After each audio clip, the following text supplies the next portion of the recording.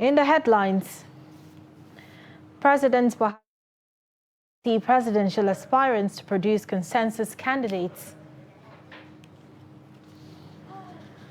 President Buhari urges APC presidential aspirants to produce consensus candidates. 120 hospitalized in Kano as expired industrial gas contaminates air. Police say normalcy restored amid discreet investigation following unrest in Abuja over alleged blasphemy. And on the foreign scene, deadly fire and explosion at container facility kills 22, injures over 100 in Bangladesh. Hello and welcome to Trust TV News Update. I am Martia Umar.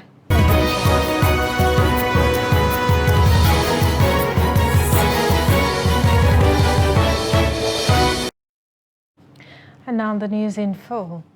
President Muhammadu Buhari on Saturday asked the presidential aspirants of the All Progressives Congress to consult among themselves and choose a formidable candidate before the party's presidential primary on Monday.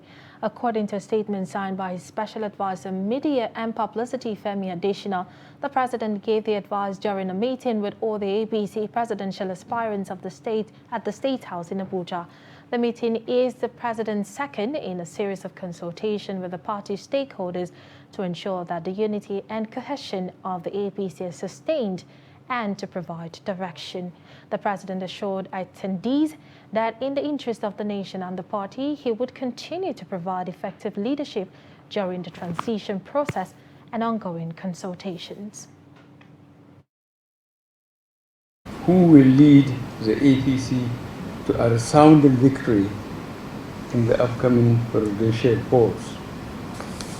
Given these circumstances, I charge you to recognize the importance of the stability and unity of the party, which cannot be overemphasized.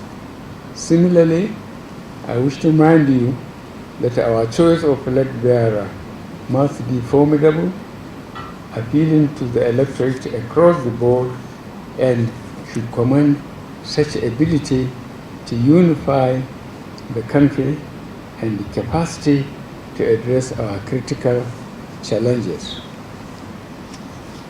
Without prejudice to your qualifications, I urge all of you to hold consultations among yourselves and with the party with a view to building a consensus in a manner that will help the party reduce the number of aspirants, bring up a formidable candidate, and scale down the anxiety of party members. A group of aggrieved members of the People's Democratic Party (PDP) in Lagos State has organized a protest at the party headquarters, Wadata Plaza in Abuja. The protest is coming after the National Working Committee announced the cancellation and rescheduling of House of Representatives primaries that took place on the 22nd of May 2022. According to PDP National Publicity Secretary Debo Ologwagba, Lagos State House of Representatives primary has been rescheduled for Monday, June 6, 2022. Aggrieved members of the party are crying foul that winners of House of Representatives primaries had already emerged via free, fair and credible election on May 22nd. They are therefore calling on the party leadership to maintain status quo and forward the names of the House of Reps winners who won at the party primaries to INEC and avoid crisis via the planned rescheduled election on Monday.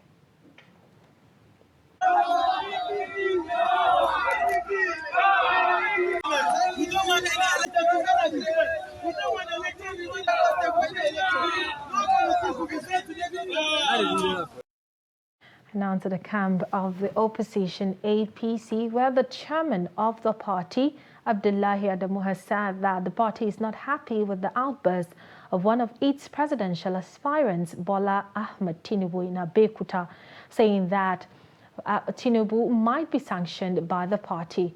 Adamu also said the party has appealed to judgment in favor of statutory delegates, meaning that they will not participate in the upcoming presidential primary. He made the comments while speaking with reporters at the APC National Secretariat in Abuja on Saturday. Tinubu, while campaigning in Abeokuta on Thursday, said he deserved to lead the nation after helping President Buhari win the 2015 election. Many viewed his speech as disrespectful to the president. But in a statement on Friday, Tinubu maintained that he holds President Buhari in high regard. He said his comments were not meant to disrespect the president and had been taken out of context.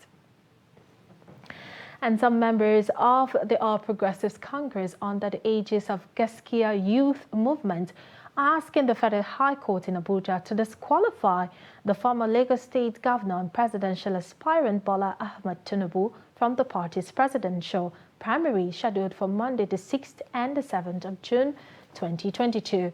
The members who made the request in a suit filed before the court listed APC and Tinubu as first and second defendants, while the Independent National Electoral Commission (INEC) is listed as the third defendant. Part of their prayers include asking the court to determine whether Tinubu can participate in the APC primaries or that of any other political party given his questionable educational background and date of birth. They are also seeking a declaration that given the questionable educational background and date of birth among other questionable issues, the APC cannot allow or permit his participation in the primary election for the office of the president. The group also wants the court to declare that Tinubu cannot participate by presenting himself in any primary elections with any political party in Nigeria to be nominated as a presidential aspirant in the 2023 election. And Sani Yahya of the Young People's Party has emerged as youngest governorship candidate in Kaduna State. And Yahya, who emerged through consensus, told journalists after the primary in Kaduna that youths can only take their place in governance of the country by shunning politics of money. The report. Sani Yahya, who emerged as the candidate of the Young People's Party through an affirmative vote, says he is confident of winning the election in 2023, adding that for the youth to be relevant in politics, they must have interests of the people at heart. Years before now, you can never find something like this, and I assure you that by 2023, I will become elected. We have been sensitizing the youth to shun religious bigotry, lack of patriotism, lack of nationalism, and ethnic nationalism. We have also informed the youth to shun money politics. That is why we believe youth are going to look into the youth as their colleagues and return them elected. Meanwhile, the candidate of the All Progressives Grand Alliance in Kaduna governorship election, Andrew Duya, after winning the primary, says he is optimistic that electronic transmission of results will reduce rigging and result manipulation, and harped on the need for the security challenges bedeviling Kaduna State to be addressed. With the advent of the electronic transmission of results, that will put a stop up to a very higher percentage of the incidence of rigging and manipulation of result. As a government, the government has all the powers, all the resources. Whether these resources are human or material, the government has it. It's just the willingness to employ or deploy such resources and tackle the issue. We all know it. The government knows it.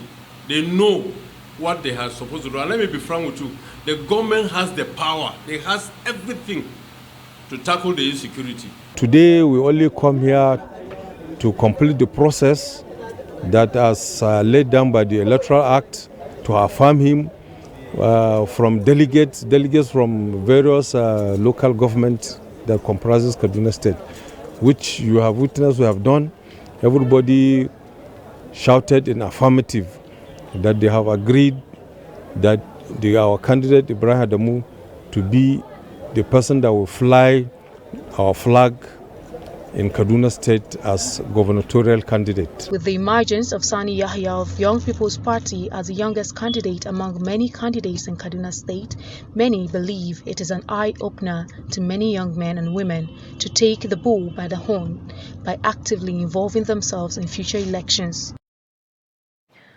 And still talking on governorship primary in state, Bauchi State Governor Bala Mohammed has been elected as governorship candidate of the People's Democratic Party in the state. The chairman primary election committee, Murtala Damagon, said Bala was the only candidate for the exercise following the withdrawal of the former secretary to the state government from the race. Adamu Imam was at the party primary and now reports.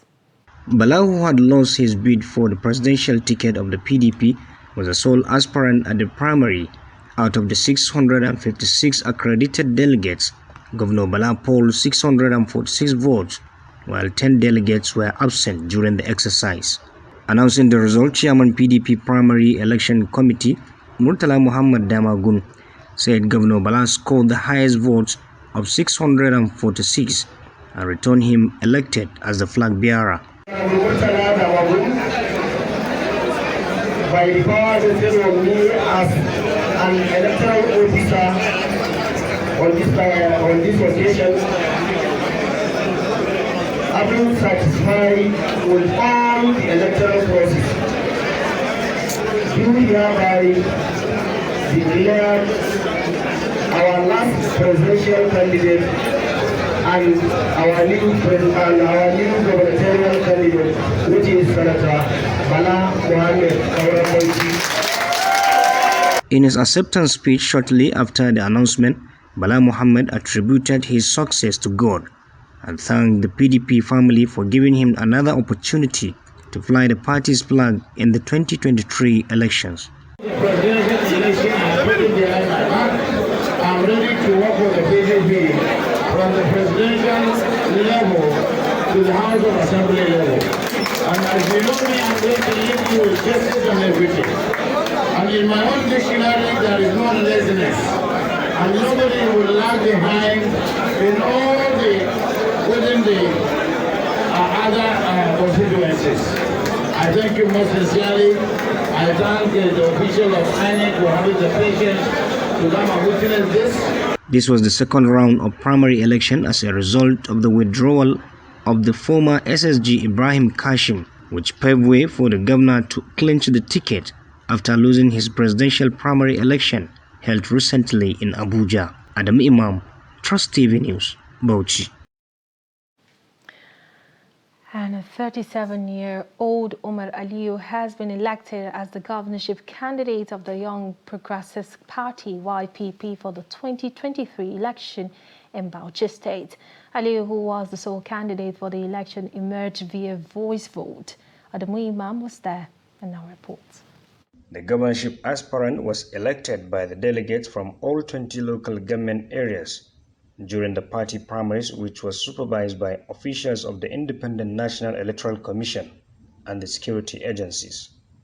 At the end of the voice voting process, the state party chairman, Hamza Garba, presented the candidates to party faithful and INEC as the winner of the primary of YPP, in line with the constitution of the party and the Nigerian electoral laws. Garba commended the party delegates for their support, and the party will send the candidate and his manifesto for development of youth and the state in general. Aliyu, in his response, informed all why he joined the race. Is to ensure that we reduce the level of unemployment in the state. And the strategies that we are going to apply in ensuring that we reduce the level of this unemployment is to revitalize our moribund industries. When we revitalize those industries, we will employ more youths, and at the same time, our economic growth will aspire. The YPP believes that if the youth are given the chance, they will perform even better, noting that the time has come for the younger generation to take over the affairs of governance across the state. That youth should be given a chance to come and contest in a party that will give them the mandate to go and contribute their better. Because youth are leaving behind, we are left behind. There are many things that youth can contribute to the nation building. Because our youths, they don't turn to poor people because of, they know has a percentage for the country. The leadership will bundle our youths So, for that matter, I want to call a youth, may they conjure us. Youths in the state came out in their numbers to show support and solidarity during the conduct of the primary, saying their time has come. Adam Imam, Trust TV News, Bauchi. And away from election martyrs, at least 120 people have been hospitalized after suspected toxic chemicals from an expired industrial gas cylinder contaminated the air and spread to the neighborhood of Mundadu in Kano. Confirming the incident, the Public Relations Officer, Kano State Fire Service, Saminu Abdullahi, said many victims were conveyed to the hospitals for medical attention. He said about 70 of them were taken to Chin Primary Healthcare, while 50 were taken to Murtala Muhammad Specialist Hospital, added that so far no life has been lost in the incident. Daily Trust reports that most of the victims were women and children. You're watching Trust TV News updates. Coming up shortly, environmental degradation and focus as World marks 2022 Environment Day. This and many more will come your way after the break. Do stay with us. To every politician, as the campaigns gain momentum and passions begin to rise, remember, the errors of your opponents do not make you a success. Do not run down your opponent and inflame passions to violence between and among your supporters. What counts is what you plan to do for the electorate and how you intend to relieve the sufferings and bring succor. Nigeria is in dire need of patriotic leaders at all levels, leaders who will make national development their priority. Concentrate on telling the electorate what you intend to do when you get into office. Focus on making your vision clear to the electorate. Don't engage in verbal abuses, fake news or speeches. Keep dealing with issues that will bring progress. You win the hearts and minds of the people by being above board, by being civil, patriotic, and showing empathy. Let's join hands to make the 2023 elections peaceful. A message from the National Orientation Agency.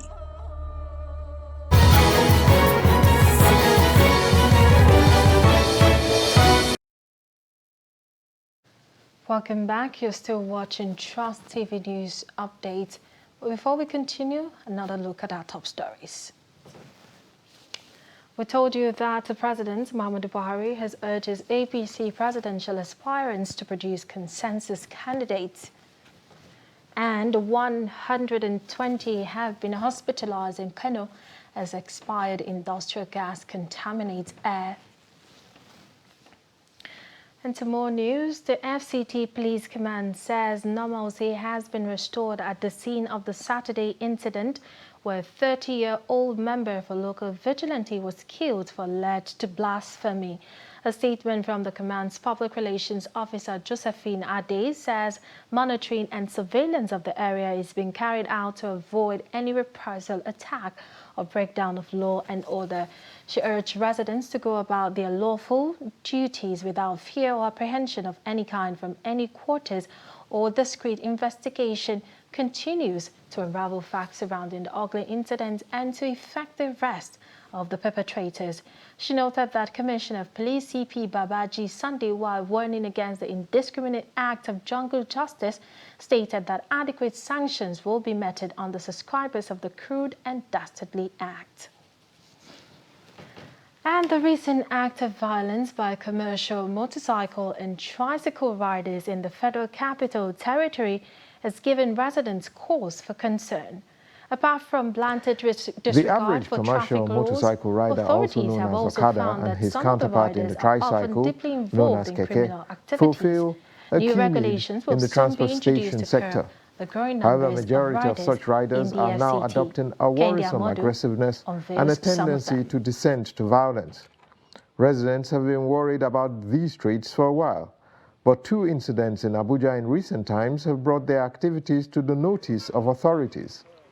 Add to the violence, criminal activities, and authorities feel it is time to put in place necessary checks. It's not just traffic violation, It's a means of facilitating criminal activities in the FCT. It's equally alleged that Okada is used as a means of, delivering drug trafficking in the FCT as well. It's been also established that some of the Okada riders are non-Nigerians. How far will these restrictions go? We are introducing, the issue of rider certification for those who may be using Okada, particularly for dispatch activities. The engagement has started and training has equally started, because until you are certified by the Directorate of Traffic Services, DRTS, it will be impossible in the next few months for you to use or ride motorcycle in the FCT. Many residents who have had bad experiences are clamoring for a total ban. The issue of total ban has been suggested. And then why I think is something for the administration to think about is that already some of the states contiguous to FCT are already banning. So, and if we don't put it in our front burner to consider whether to review the use of Okada in FCT, invariably in the next few years, FCT will be a dumping ground, and then the management of Okada will be overwhelming. The Okada and Keke riders provide a crucial service to FCT residents, going beyond where bus and cab drivers stop and gaining entry into areas that cannot be easily accessed. But the concern of residents should not be treated with levity before things go out of hand. Kehinde Amudu, Trust TV News, Abuja. And in another development, June 5 every year is set aside as World Environmental Day to draw attention to issues concerning the environment. The 2022 theme, Only One Earth, calls for collective transformative action on a global scale, protect and restore the planet. Nana Muhammad looks at the contributions of some individuals in saving the planet. The report. Nigeria, like the rest of the world, is faced with environmental problems such as air pollution, water pollution, lead exposures, poor water management, poor waste management, deforestation, desertification, weed erosion, and flooding. Indiscriminate dumping of refuse and other unhealthy environmental practices have become a common practice among the populace. This is dangerous to human and aquatic animals and could often lead to illness such as respiratory tract infection, malaria, diarrhea, and in some cases, death.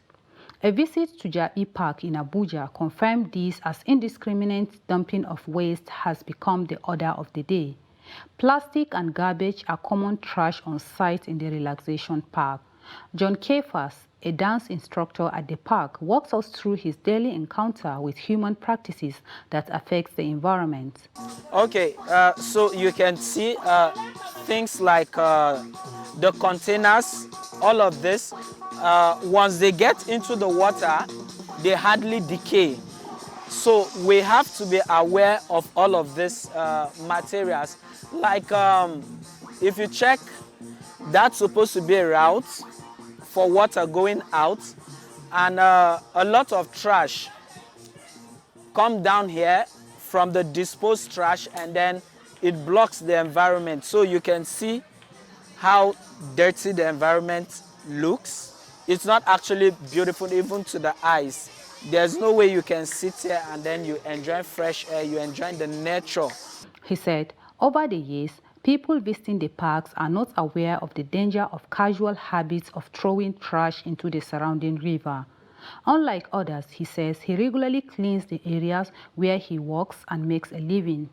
First of all, we need to enlighten the people about the havoc all of these things cause, the damage it does to the environment, and then to us as individuals, because I am sure that so many people have contacted diseases and other things because of the environment that's contaminated. So if we can learn to dispose used containers and other things properly, I'm sure it will save our environment.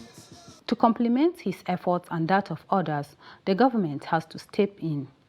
While awareness and deliberate efforts need to be in place to save the earth, environmental scientist from the University of Port Harcourt in his paper published online shows a high number of deaths, greater than 300,000 and more than 3 million lost in Nigeria yearly due to unsafe water and sanitation. Unsafe water, poor sanitation have also led to annual deaths of about 1.7 million people, including over 70,000 children under the age of 5 in 2017. Niger Delta region's health issues have been increasing due to oil spills and illegal industrial waste. UN study in 2011 on the effects of oil spillage in the Niger Delta reported that the majority of the people living in oil-producing areas suffered from chronic diseases all their lives due to drinking water contaminated with high levels of hydrocarbon. As the world deals with environmental degradation, peculiar to Nigeria is the mass importation of second-hand motor vehicles which can be used for a prolonged period, usually exceeding 30 years. Activists, however, lament that little or nothing tangible has been done to change the growing trend due to lack of resources in some places and awareness in some others, and even the political will to address the damaged environment. Nana Muhammad, Trust TV News, Abuja. And now on the international scene, the president of Russia, Vladimir Putin, has warned the West that Russia will strike a new target if the U.S. starts supplying Ukraine with longer-range missiles. This comes as at least one person is reported wounded as powerful explosions rock Kyiv after weeks of calm. Ukraine's President Volodymyr Zelensky says the main church at Sviatorsky Lavra, one of the country's holiest Orthodox Christian sites, was burnt down following a Russian attack.